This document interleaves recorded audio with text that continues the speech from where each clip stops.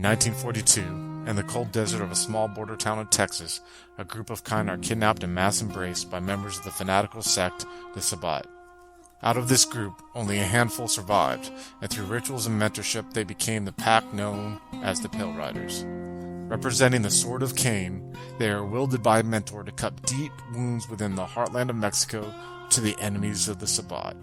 Juarez on Fire is a Vampire the Masquerade Sabbat chronicle that follows the Pale Riders pack that consists of Mitch, a Lazombra played by Adam, Coyote, a ravenous anti-tribute played by Alex, Eldrick, a caitiff played by David, Jasper, a Bruja anti-tribute played by Joaquin, Cora, a Shimizi played by Slavic, and Richard, a Ventrue anti-tribute played by Tillman. If you'd like to contact us, you can find us on Twitter at twin_cities_VTM or on Facebook at Twin Cities by Night.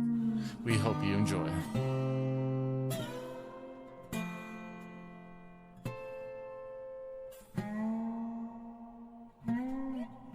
So where we left off, basically, Cora was with Jasper in the front of the abandoned resort. Coyote was upstairs with Ilanipi, who was trying to recover, and Mitch and Richard just drove back from Cedar Creek, and they're coming up. Richard was driving this old dairy truck that they found, delivery truck, which we described last session.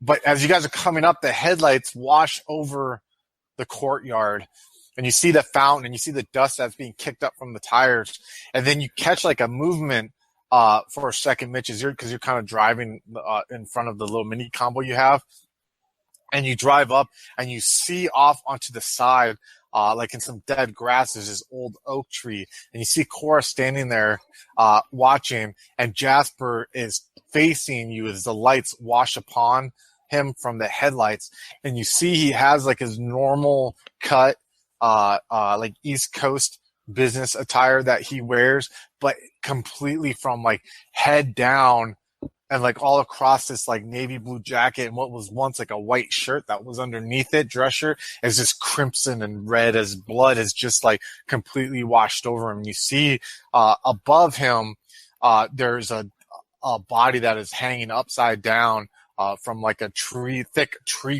gnarled tree branch that grew off from the side of the oak tree. And you can, and as you're looking, you see like this thick rope that has the individual tied like by his ankles, that makes him upside down, and the guy's hands are tied behind him and also tied to the same rope as the ankles. It looked like the act that was performed in the Vauldery by Archbishop Vidar when you guys rebonded again. And you see like a moment where you look upon him and you just see the only white that you can see in Jasper's face is his eyes, like the white of his pupils. Rest is just completely crimson red, like blood, like a bucket of blood. And you see as he holds his hand up high, like he holds his hands up to his side and he's looking at you, and you see this intensity that maybe he was about to frenzy or he already had frenzy.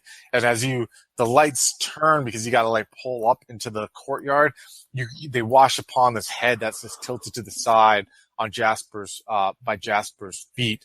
Coyote, as you're we kind of talked about already like what Coyote did because you weren't here last session, but basically you had gotten 2 bodies for Ilanipi and you went upstairs and you carried them up there. We're going to cover that up into this scene that I just described now. So you basically take Ilanipi up to this room that has like the furniture that is in there, which is an old couch that has this dust sheet that's thrown over it to prevent dust from getting on it.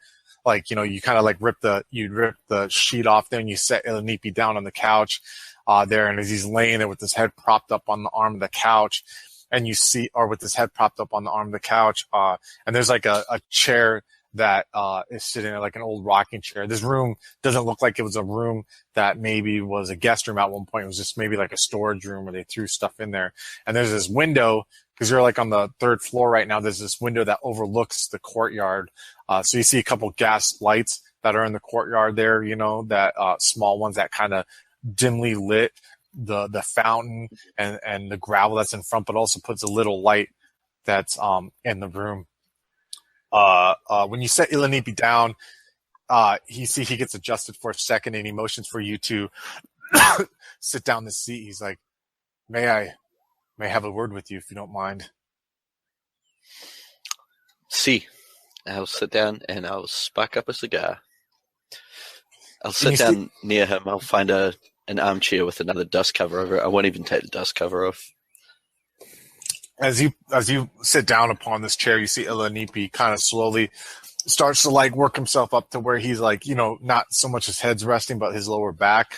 And he looks at you, and you see like his hair is almost completely burnt off, and it looked like one of his arms was ripped out of socket.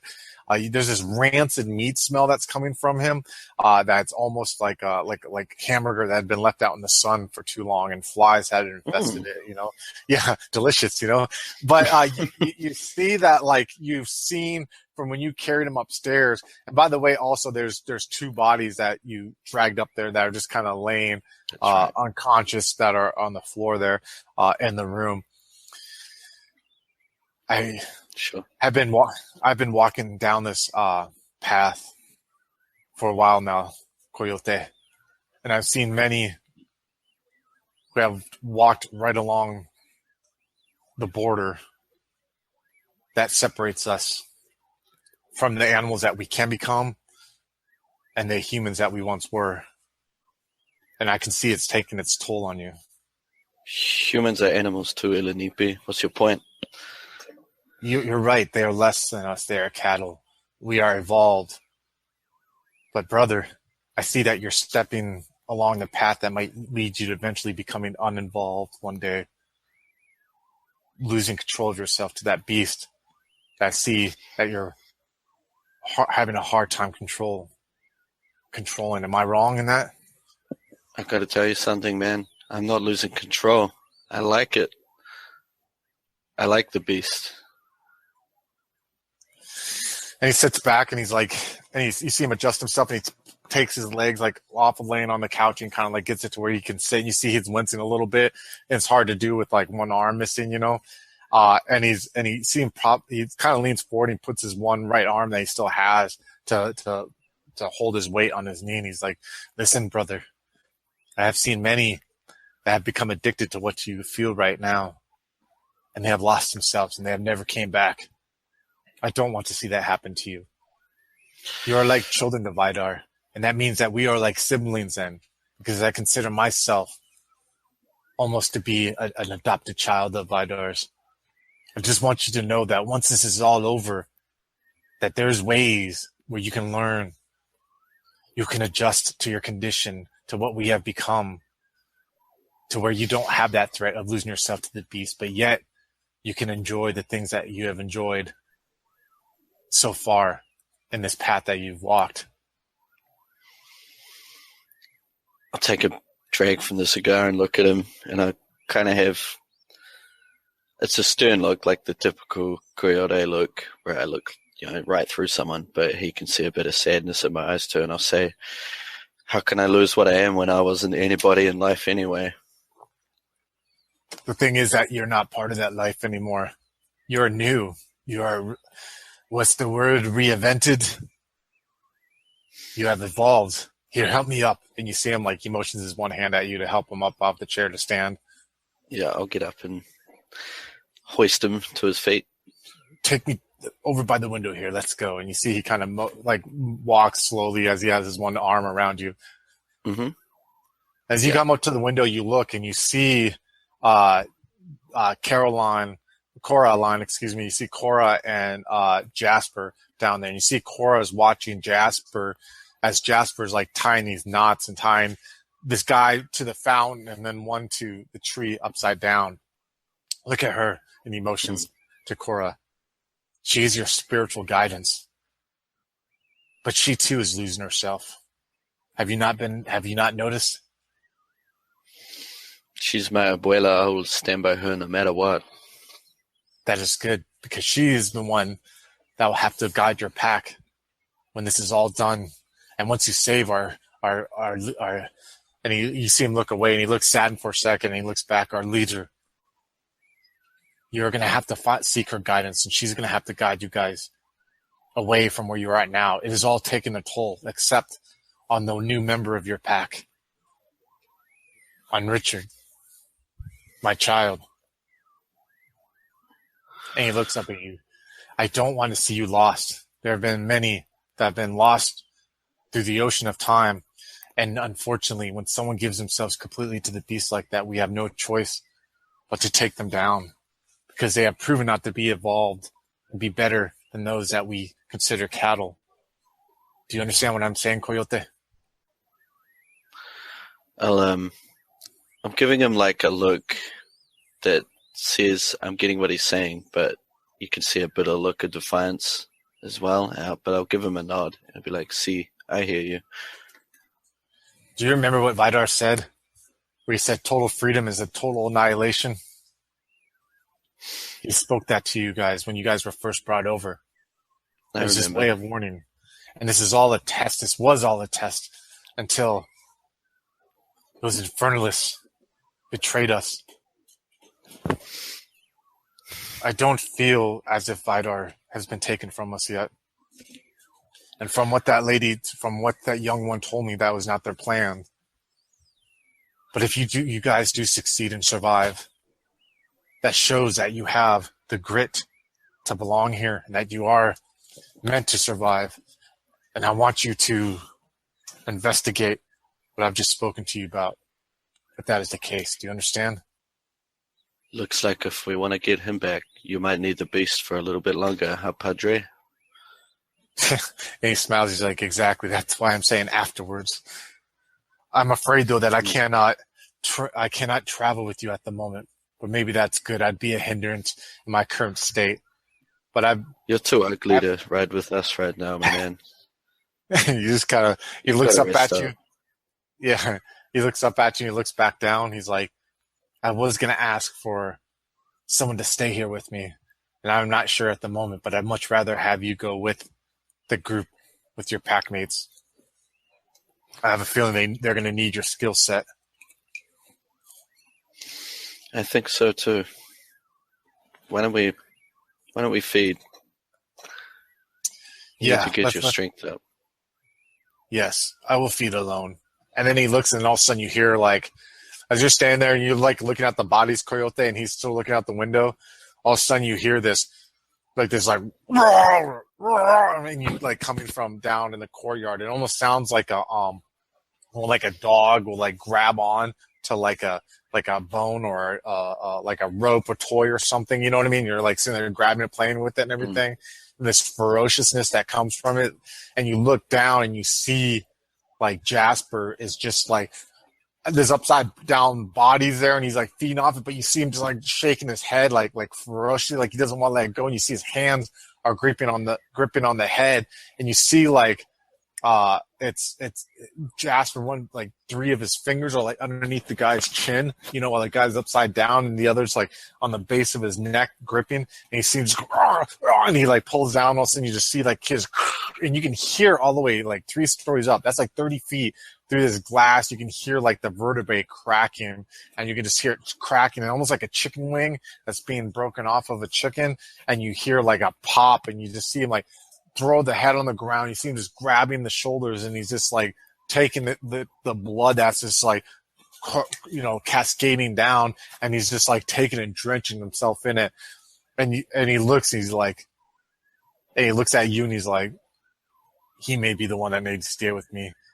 He is injured, and he just looks, and he's like turns around. He's like, leave me, I will feed. Okay. I'll carry him back over to the couch and lay him on it, and drag one of the bodies over and just dump it at the foot of the couch, and then stroll out the room. All right, sweet. Scene's on you. What are you gonna do, brother? I'll make my way outside and stand kind of near, leaning on the house, but near where I can watch Jasper feeding, and I'll just puff away on my cigar a little bit. So as you stand out there, you see the 2 vehicles driving up that I described. One is the pickup truck that you guys have been using since the beginning of the Chronicle, and the second one's like this, what looks like it could have been like a dairy truck in the 40s. At one time, it may have had like a beige color painted to it, but now it's really just like sand-blasted, metallic, rusty color. You see it has kind of like these balding wheels that are kind of on it where you can kind of see the threads of the tires through some of the rubber, a little bit. And you see like this, and you hear it roll up. You see Richard is like driving and it has like this kind of bigger steering wheel. And you can see like pretty much like there's no suspension to it, or power steering. Well, I don't even know if power steering was a thing for any vehicle back then, but you see he's having a hard time, like not a hard time, but it's not like a comfortable drive. And the vehicle stop, you see Jasper, he stands there and he's like looking, and he's like, oh, before you went down there, and I forgot one thing, he told you to send Jasper when Jasper was done up there to him, you know what I mean? And you see like Jasper's standing there and he's just quiet, but you see like he's like standing like he's a god before Cora, and you see, Cora, what's your like demeanor like right now while you're standing by Jasper and you see like what I described? Well, Cora is Humanity 3, okay, so she's probably amused at this, and that's basically she's taking pleasure in it. Yeah. She's like, would you say like her body language and her facial expression is like a look of pride, or is it like neutral? Or? Pride and, something like, yeah, you do you, Jasper. You do you. Yeah. So you see Cora looking like that, Coyote, where you walk outside. Okay, scene's on everyone now. Go ahead. And I'll stub my cigar out and sidle up to Cora and just stand there watching what's going on with her. Ah, Coyote, how you doing? I'm okay, Abuela. I think this one will need to stay with Ilinipi when we leave. His See. words, not mine. Okay. I shall inform Jasper that Ilinipi requires his presence. Maybe I should get him a towel. I think a bath would be more useful. And at this point, you see like Jasper. He's sitting there like he's not breathing. Obviously, he's standing there. His arms like slowly like go down, and you see like this controlled rage that he had in his eyes. Where his eyes were all darting around. Like slowly, like his pupils start to like go back to like normal size, and his arms slowly like start to go down. And you see there's this brief moment where like the blood is still on him, but it's starting to thicken a little bit, and you can see like there's this like look of self-consciousness, like he like realized like, oh, and you see him looking for a second like at his hands, and he's looking at the head, and you see he's having like this moment, a crisis moment, and by the way, we have to roll Jasper's humanity when he joins us again because we didn't do that last time. But you see there's this moment of crisis, not crisis, but where he's like taking in everything, and he kind of for a second looks up at you, Cora, with like almost like a pleading in his eyes, because you're like the pilgrim rock for the Pale Riders pack, spiritually. And he just kind of looks at you for a second. You see it through this like maroon mask that has a vague shape of his face, and you just see he's like questioning you, looking at you with his eyes at the moment.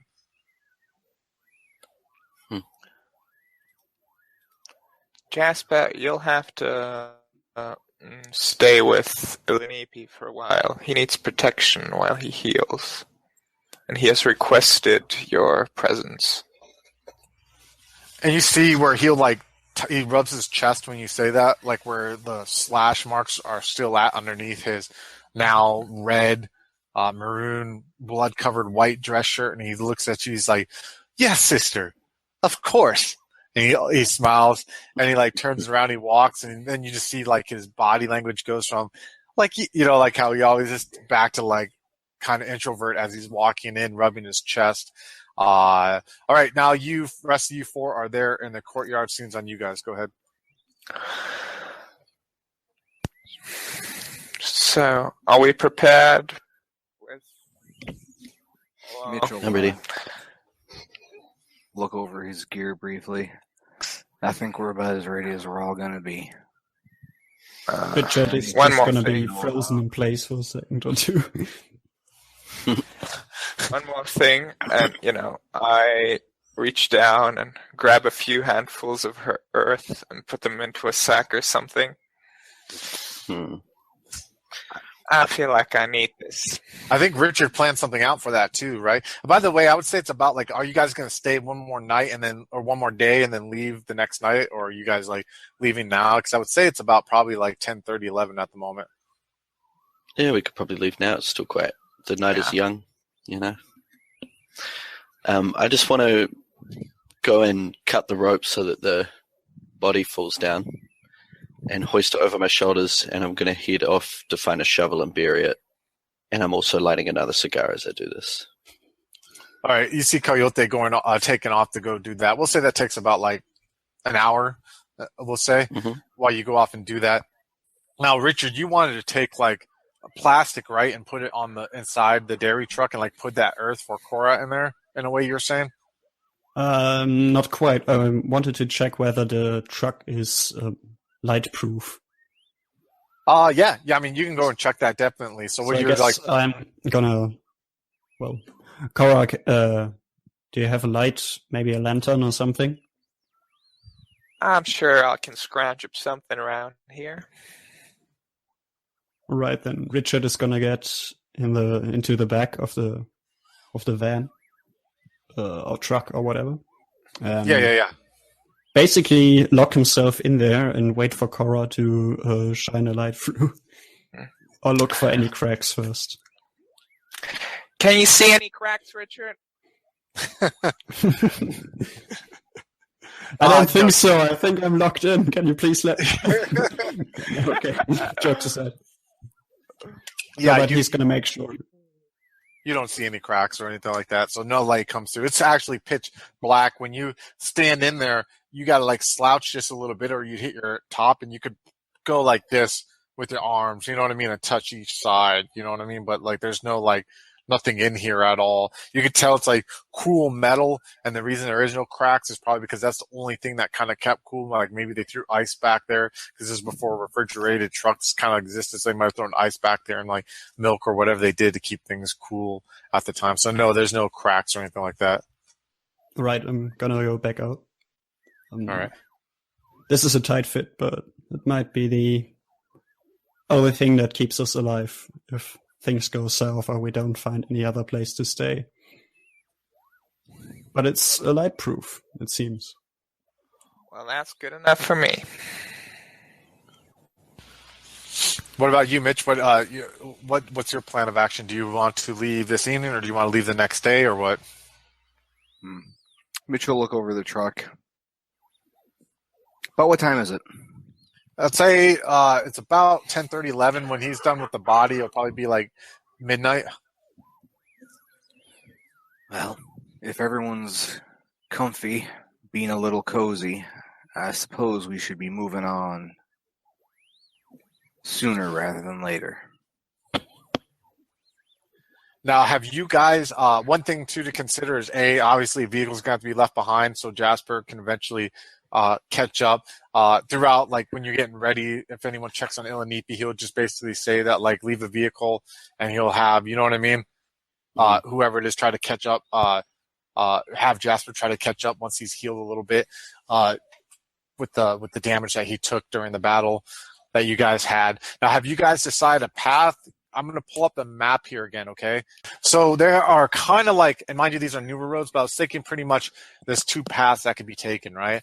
There's one that's like that blue, that's straight down the middle, that goes through like the middle of Mexico, passes Mexico City, kind of goes on from there. Or I think you could probably follow like a route that would go along, like to where you kind of pass like Coahuila and then down to like follow pretty much the Gulf of Mexico and right along the east side of the Gulf of Mexico and then get down to where you will travel at. Like that town where it shows the end, that's not actually the town you're going to. The town you're going to is XTUL, which is by that Campeche, Campeche. That's right there. That little town, Campeche. The town you guys are going to is a Gulf town that's right on the beach. It's like right along the coast there. So which path are you guys thinking of taking? Because to me, the quietest path, the one that would be of less notice would probably be the one that goes along the Gulf there. You know what I mean? And not go straight down like the hubbub of Mexico like that. But in all reality, it's your guys' call. I'm going to go ahead and stop sharing right now so I can go back to Hangouts here. So I think I already did that last session, but I don't remember. I think I rolled streetwise, and I would like to do it again to find out which way has the easier roads. Like, go ahead and roll it. Yeah. Where I think the roads are in the best condition. So what would that be? Let's do. Let me look at a character sheet here. That's a good question. Let's do intelligence and streetwise difficulty 7. Right. That's not going to be good. It's not going to be good. Willpower point? Famous last words. One success, right? Is that no, that's one roll. I think I did it wrong. What was it again? #3? ND10. N10, yeah. #3N10 or whatever, how many dice are on. There you go. So one success. So you are thinking, that's a good question. You think that like the roads would be decent to Mexico City, but you think also though, if you were to like travel by up into once you get to Torion, like you see there where there's a Torion there. I'll switch to the map again. Hold on a second. All right, so you see where Torion there? That's where like the 35-hour kill. Right there. You think once you get to there, the roads are good, but that's when they start getting sketch. You know what I mean? Even though Mexico City is kind of a hubbub, but the roads won't get nice again to Mexico City. So from Torion, if you were to go down to like San Luis Potosi and then jump over to Tampico, then those would be good roads that would follow along the coast there. Does that make sense? Yeah. All right. So you'd be driving through Chihuahua. You have to go through Juarez and then to get there. So I can't keep up with the names, but basically I point out the road on the map. I guess it has the streets on there and I think this is the safest way to go, at least in terms of roads. Like we won't go on any off-roads with this broken down van. It's not the fastest road. And I'm not sure what you think about the larger cities. Like I would like to stay away from Mexico City. I believe that. Yes, we don't have any business there. Yeah, everyone give me perception and occult, or intelligence and occult, difficulty 6.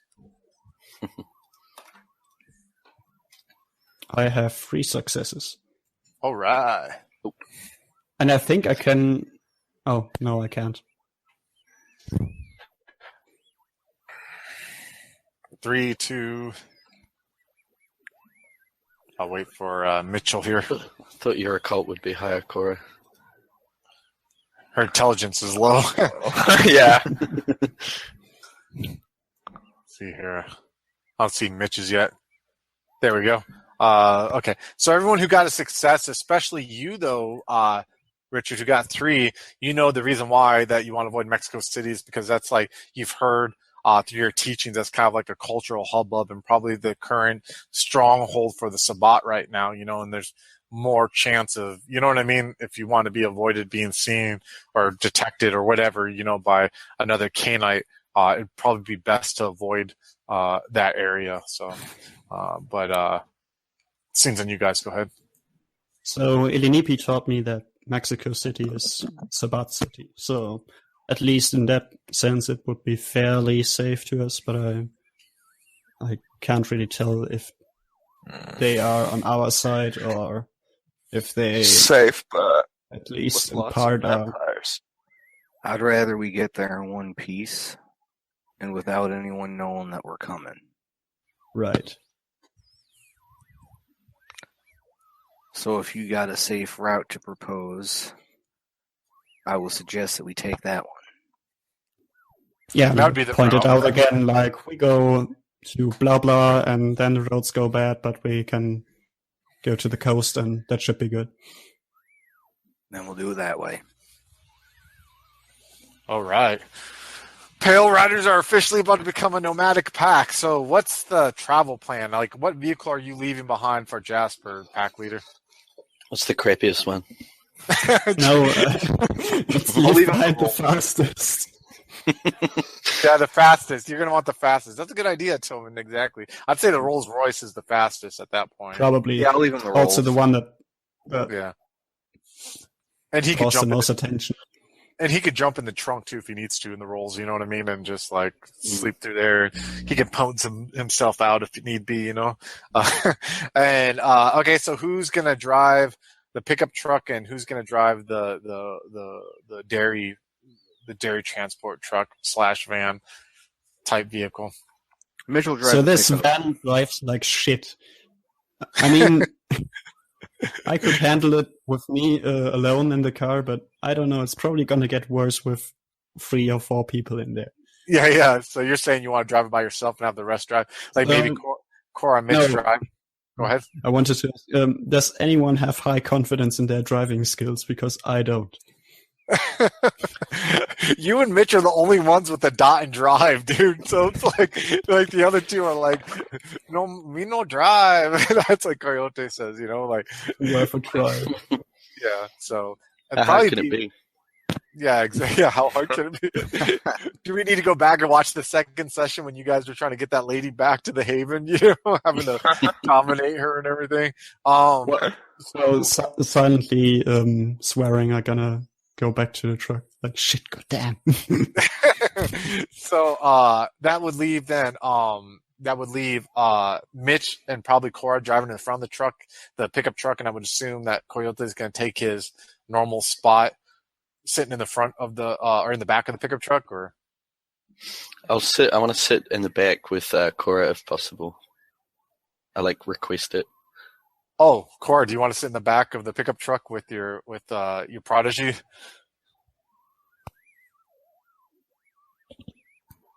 Sure. All right. So Mitch, you're actually by yourself as Cora sits in the back. I will say all the gas cans that you guys got and all the gears in the back of the dairy truck. You know what I mean, to where it can't fall out, or to anything else like that. So okay. So here's how I want to treat this trip. Right. A couple things. One is if you guys have anything you want to do, add anything. I don't give a shit. Let me know. You know what I mean? Like, I don't want to confine you and think that I'm just trying to say, let's get to point B. You know what I mean? If you guys have any ideas, want to explore anything, want to do something, you tell me. I don't give a shit, and we'll explore it. You know what I mean? I have a request for Cora for the drive. Huh? Can you use your talents to reshape my flesh? Of course, dear. But this is a very delicate thing, you see. And on the road, let's just say it's difficult when it's bumpy. What I want won't take much subtlety. I want you to make me look how I feel inside. Make me look like a monster. And what kind of monster are you? There's lots of monsters in the world. I think you have a fair idea of what kind of monster I am. I want these infernalists to know that they have messed with the wrong pack. I want them to see what a real demon looks like. I can do that. Oh my god. I'll have to find some horns. Oh my god. So, wow. Okay, that's something that we could definitely explore, man. Like on we can almost say like the trip represents like a transformation for Coyote, like because it's gonna take like 6 days probably to, you know what I mean? It's like a 35-hour trip. You know what I mean? We'll say, you know what I mean? Like, or maybe I don't know, we'll see, 4 to 6 days, who knows? But it's something that could definitely be started. You know what I mean? And we can look into it now. Cora, what skill rolls would you have to make to even do that? What would you need to even have to start that? It would be Well, the problem is, it's like fleshcraft is dexterity plus bodycraft, and bonecraft is strength plus bodycraft. So I guess a combination of dexterity plus crafts and strength plus crafts. Like So an here's- extended roll. And do they say what the difficulty is? Anything between 5 and 9. 9 is like increasing appearance, making your people more beautiful and stuff like that. And 5 is decreasing appearance and making people look just, horrifying. But if with like making people look horrifying, it can be like 7 or more. So what's your vision you're having when he It's basically up to you. Okay, yeah. And what's the vision that you have after what he tells you and what he's requesting? Like, if you're looking like at a blank canvas right now, and you're thinking like you want he described the vision that he wants you to interpret him. What are you trying to go for here? Oh, he said he wants to look like a demon, right? So, first thing anyone thinks of a demon is like horns. Yeah. Mm-hmm. Okay, red skin. Oh shit. Different colored eyes, and have like pentagrams and like runes under his skin, like tattooed there. Yeah. I'd maybe like avoid the pentagram due to like you know what I mean? What Vidar might think when he survives or he's alive and he sees this. You can put some Aztec symbols. Yeah. Oh, yeah, we can do that. I don't know, kind of like early 20th century version of tribal tattoos, because my guy, he's one of those guys that thinks he's all knowledgeable on this kind of stuff, but he's not really. that seems like to be the thing that you and Cora really connect with. I think I'm kind of smart, but I'm not really. Yeah. Definitely, do something with the eyes, make them like glow, sickly yellow. All right, cool. So here's what we'll do then. We are going to do. I want 5 successes for each bonecraft and fleshcraft for this. Difficulty 7, okay? And each roll that you make, we'll say is like I'll let you do each roll twice. You know what I mean? Each roll once, and we'll say each roll represents like a day, okay, of like doing work and working on. Now, this is going to be painful, right, to Coyote while this is going on, right? Horribly painful. Yeah. This is taming the beast. Yeah, this is my way of taming the beast. Jesus, fucking A, you guys are fucked up. Like, this whole pack is fucked up. Like, Richard's the only non-fucked up guy, man. Okay. So let's. Sorry, I have one more question too. Are we blowing a blood pool, because we haven't done that yet? Well, everyone did already when they woke up, so yeah. you did it earlier. You're good. You're good to go. Sure. You can blow one too. I mean, I guess you weren't here. You were there. Yeah, you weren't playing. So blow a blood pool point, Coyote. Sure. So, and the other thing is willpower. Does that get restored at all, or is it? No, you guys are still down to whatever your willpower is at the moment. Sure. Now on the trip.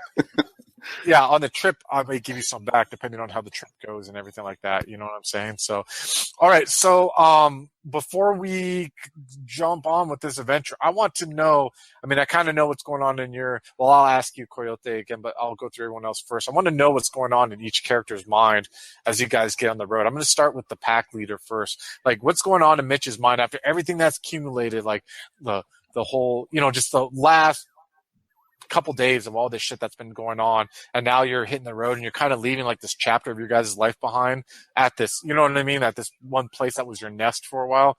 What's going on in Mitch's mind right now? Mitch is happy to be getting away, but he's still got a lot of internal conflict over the whole diablerie.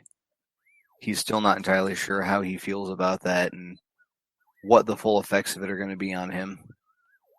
Now, what did he take away from that? We haven't discussed like what the character took away from what the visions he had from the diablerie and everything like that. Has he processed that at all, or is he confused, or what exactly? You know what I mean? What kind of impact did it have on him? The whole thing, the diablerie period. Well, he's a little confused. He doesn't know exactly what he did or exactly what happened. So he's still trying to parse it out in his head. All of those visions that he had, he's got really no idea how to interpret it all because it's so far beyond anything he's experienced before that he's at a complete loss as to a solid way to get a grasp on it. Well, this is something too that on this trip maybe something can be explored because I'm going to give opportunities for like role playing, and I'm sure at the moment with Cora being in the back with Coyote, you're probably like Mitch is probably happy to be alone with his thoughts. You know what I mean? To process everything and not have to like feign conversation. You know what I mean? While driving. But potentially, like the one thing I was going to tell you guys after we did this, if you want to have a scene with another player, let me know and we can, have a scene like when you guys stop or when you're driving or, something to that extent, So, Richard, what's going on in Richard's mind at the moment now that you got with all this stuff and especially, I know that you had ideas of like, of how Richard's feeling at the moment with everything that's been going on, right? Yeah, my idea was he's feeling something like a jet lag. Like, so much has happened the past few nights, and he's never really had the chance to process it. Like, the first thing on his mind in the past few nights and right now is always the pack. Like, with the Valkyrie behind him, he doesn't think much of himself anymore, and he didn't much to begin with. So now, like, he feels like he's part of something greater than himself, where like the pack before you has kind of already been used to the Valkyrie. They've been together for a couple of years, where this is like been the straight, like going up the whole time. And now you're kind of like leveling out because of it's been intense, right? I mean, you've had all this crazy shit happen and then you're now feel this like you've like fallen in love like that with a group of fucking strangers, right? So yeah, it can be jarring to say the least, I'm sure. Yeah. Until process, I guess the pictures and the actions of him and the pack, like the Valkyrie, of course, his bonding with Coyote, all the things that happened to that little girl, and up to what just now happened at the what was it again? A motel? Yeah, it was a resort. It was an abandoned resort. Explored his new feeding habit. Yeah, exactly, right? So like he'll probably just grip the steering wheel and, stay on the street, of course, but like work through some stuff and basically zone out a bit. Definitely, and like the driving order that you guys are in doesn't need to stay the same throughout the whole thing. So, like I said, if you want to have a scene with another character, have an idea during this trip, like it's, you know what I mean? Just let me know. So, what's going on? Who do I go with first? I'll go with Coyote. You've kind of explained already what's kind of going on through your mind, but is there anything else you want to articulate? Like you're basically saying right now, like you're trying to embrace the beast after that talk you had with Ilanipi, and now you want to articulate that by your outward appearance, right? Because you feel like what's going on with that? You feel like you're channeling it, or what? I want to get as far away from my previous life as possible, I guess. I want my exterior to match my interior. I took on board what Ilanipi said, but at the same time, I kind of disagree with him a little bit in my own head because I'm a stubborn, big asshole who's not really used to having anybody tell me what to do. So I'm kind of like, I'm almost trying to prove a point to him that I can use the beast, that the beast can be more than something to try and keep at bay. Yeah, definitely. Yeah, when you bring up you believe it or not, what you just said right now just kind of like had me reevaluate what I was going to plan once this chronicle was done. I originally was going to have, if we ever do a Pale Riders whatever story arc again, I would have like the first session be where like you guys were spending 2 years discovering what path you would take and all that stuff, and you switched to a path, you know what I mean? Rather than humanity. But now I'm just fucking curious. So we might do that as the last session, even when this is done, have like a prelude or whatever and be like, this is what happens in 2 years. And then if we ever decide to run it again, we can, and you guys can spend XP. So it's really curious because I feel like that is something that we are exploring in this game that I did not really factor in when this game started, was talking about humanity and paths and you know what I mean, and how to deal with all that stuff. So awesome stuff. All right, and finally, Cora, what's going on in your mind right now that you guys are hitting the road and that you're sitting in the back, feeling like the Texas air in your hair? What's going on in your mind now with like kind of processing everything that's happened to this point? On one hand, she's happy because, the pack's pretty close-knit and we've completed the first mission. And on the other hand, she's really, really, really pissed off about, Vidar being stolen away like that. And she really, really, really wants to get to the bottom of this because she considers Vidar an, I guess, important influence on the pack. Basically, it'd be like losing a father or something to them. Or that's how she feels. Good stuff. So before we start again, if you want to have any conversation with any of the characters, I mean, you guys will be stopping, I'm sure, filling up with gas, all that shit as it goes on. You know what I mean? Just say, hey, I'd like to have a conversation, blah, blah, blah. And explore your characters at this moment. Explore the bond that you guys have with each other and stuff like that and kind of figure it out. So we'll start, though, with you guys are driving down this highway that you've taken already a few times to go to Juarez. You're going to have to go through customs again to get into Juarez proper, so you can go down through Chihuahua and be able to get down to where you get to Torreon and go head east from there. Are you going to start doing the bone and flesh craft once I take it you past Juarez and go south of Juarez, Cora? So there's not like people seeing you like fuck around with Devilman and shit like that. Is that, I take it that's your plan? Mm-hmm. I had actually a great idea, and I want to ask Coyote if that would be all right with him. Basically, have like his mouth be able to open